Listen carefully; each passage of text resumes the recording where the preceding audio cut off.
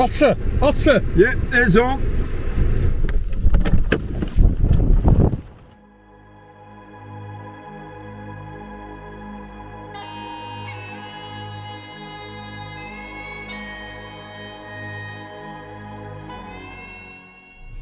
Good morning. Good morning.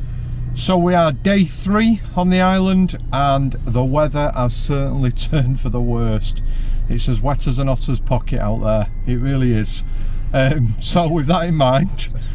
Should you have said that? With that in mind, we're going to go searching for otters. Not the pockets, just the otters. I'm not putting my hand in its pocket. You know. So we're going to take a trip out this morning towards Fishnish, which is a little port where the ferries come in. There's a bird hide there that I've been to in the past. We'll drop into there and have a look. Then we're going to go on to Salem Bay, have a look around Salem Bay, and then over to Tobermory, Calgary Bay to finish. So that's kind of the plan for the day. So we'll take you along with us, come along for the journey, and we'll see what we can see. So when the weather's really bad, you've got two options. You either call it a day and don't bother, or you change your approach and come to places where you might see something whilst being protected from the rain. So the options that we're going to go with today is we're going to use the car as a portable hide and drive around looking for wildlife from the car, and we're also going to come to different bird hides. So there is one at Fishnish, which is a ferry port. I've been here before. I've seen a sea eagle actually flying across from this hide, and on the board, they have a spotting board just behind me here. There is sightings that have been recorded there of otter in the past. So I think it's unlikely we're going to see something today from a hide like this. I think we're probably our best chances of driving around. But it's worth getting out of the bad weather and taking a bit of shelter, and just looking out to sea, taking in the scenery. I mean, you can probably hear it's wild out there. There's a real storm blowing in, and it's coming right across the Isle of Mull towards Fishnish. So we can't even take the windows down on the hide without being blown away. So, but it's something different, and we probably wouldn't have done this had the weather been nice. We probably wouldn't have been sat in here. So it's just something a bit different, and I think that's the way you operate. You know, take every opportunity that you can get. So we're driving along. We're off to try and find some otters, and we've pulled up to look at a hen harrier, which was amazing. And then I've just seen some stags crossing the river from the car. So I've literally abandoned the car on the side of the road, not obstructing, of course. I wouldn't do that. And that we've run down to the river's edge and got some stunning footage of the stags crossing the river. Got some videos, some photographs as well. Absolutely amazing, and it just goes to show you've got to always keep your wits about you when you're driving around on Mull, because you just never know what you're going to see. So we've got some stags that are crossing a river. I managed to get some shots. I'm just getting you some video.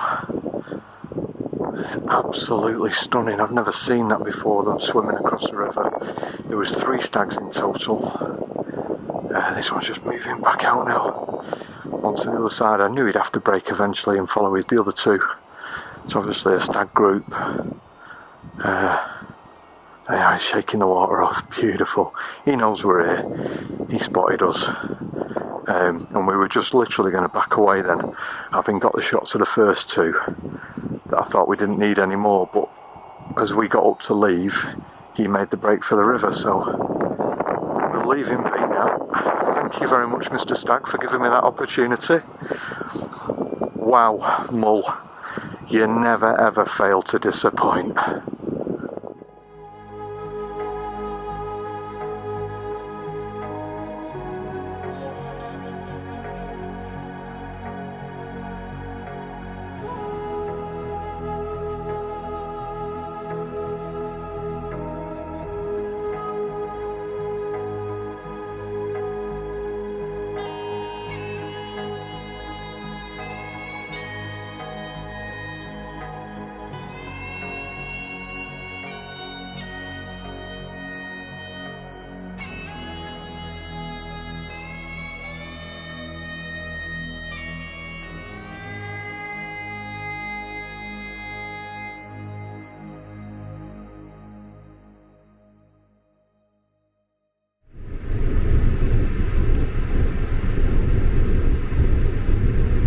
Otter! Otter! Yep, there's on.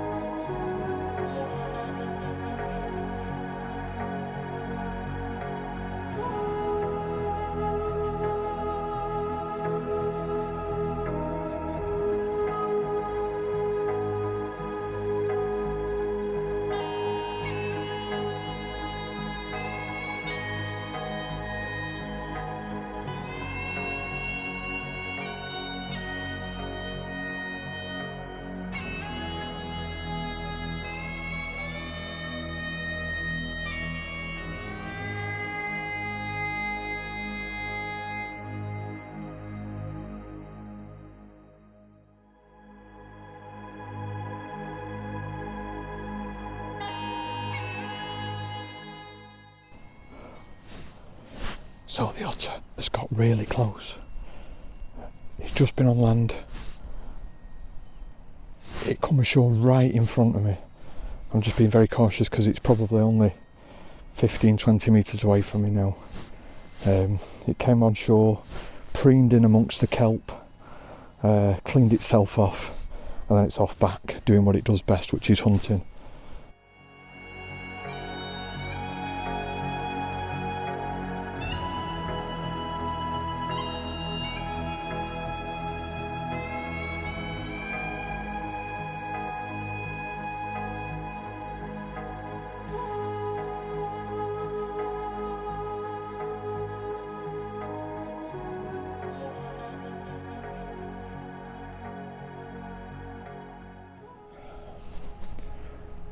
It's got a crab.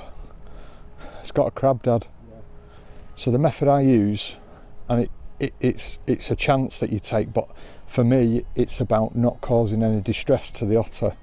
So I try and predict where I think the otter's going to come, and then I get ahead, and then I lie in wait and stay perfectly still, and hopefully the otter comes to me. If it doesn't, that's my loss. The otter's not affected. He carries on hunting as he would do, and I cause him no harm whatsoever. When he comes to the area where I can get my shots, I don't move. Even if I've got all the shots that I want, I stay still. I stay exactly still until it's gone, and then I retreat really, really cautiously. And by doing it that way, I cause very little disturbance to the otter. And I think that by doing that, that means that I can come time and time again to the same locations and hopefully get some fantastic opportunities, as I have done today. To be in close proximity to an otter is just one of life's wonders. I shake every time it happens. It is just such an awe-inspiring experience. I can't even describe it. Say again? I'm still shaking. Pops is still shaking. So we're going to crack on and see if we can get some more. He's just come ashore, probably 30 metres further down the coastline with a crab. He'll be on that for a while now, which is why I've done my piece to camera. But I won't pursue. I won't move forward. I'll stay where I am, and then hopefully when he goes back in the water, I'm downwind, so he can't smell me, and hopefully he'll continue to patrol down this coastline and come towards me. If he does, I get the shots. If he doesn't, I still get the experience of being close to him.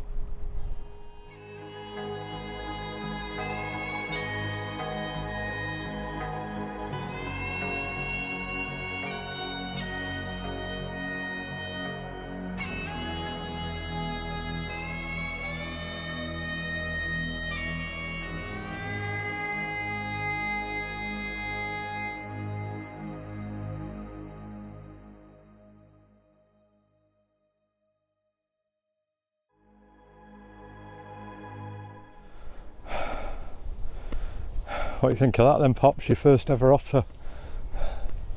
Can't get my breath. It's not finished yet. It's not finished yet. We've got some tracking to do here. Wow, that was just simply awesome. Absolutely awesome. But slipping and sliding on that kelp doesn't help my knees. Not at my age, but it's worth it. Right, okay, Pops. So we've had our very first otter encounter.